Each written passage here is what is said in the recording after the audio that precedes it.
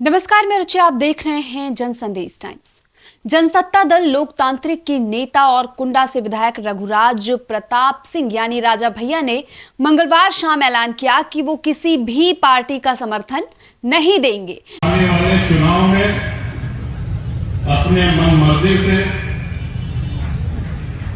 अपनी कसौटी पर प्रत्याशी को कसकर जहां चाहे वहां मतदान करें तथा उनके समर्थक खुद फैसला लेने के लिए स्वतंत्र हैं। उनके इस ऐलान के बाद पूर्वांचल की राजनीति में खलबली मच गई है। आपको बता दें कि पूर्वांचल की राजनीति में हलचल देखने को मिल रही है। 2 महीने पहले राज्यसभा की 10 सीटों के लिए हुए चुनाव में बीजेपी को समर्थन देने वाला राजा भैया का ये रुख लोगों को आश्चर्यचकित कर रहा है। सियासी सफर हालांकि राजा भैया के लिए ये पहली बार नहीं है। बता दें कि उनकी सियासत की शुरुआत निर्दलीय हुई थी।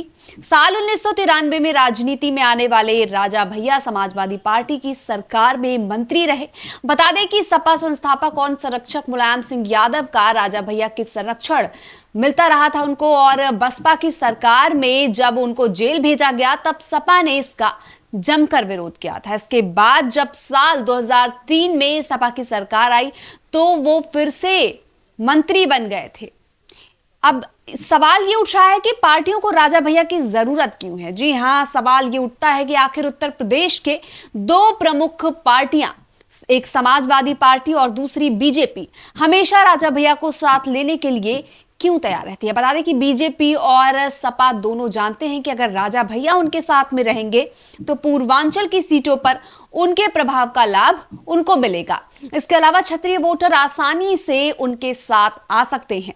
चुनाव विधानसभा का हो या फिर लोकसभा का, हर चुनाव में राजा भैया का पूर्वांचल की कई सीटों पर प्रभाव माना जाता है। इसमें कौशाम्बी और प्रतापगढ़ प्रमुख रूप से शामिल हैं।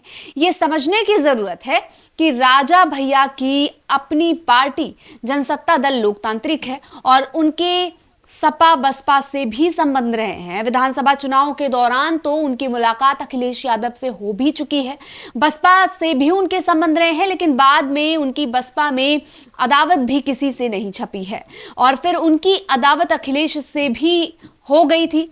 दोनों के बीच शब्दबाण भी चले। अब वो बीजेपी के नजदीक कहे जाते हैं, लेकिन इसके बावजूद भी उन्होंने चौंकाने वाला फैसला लिया है।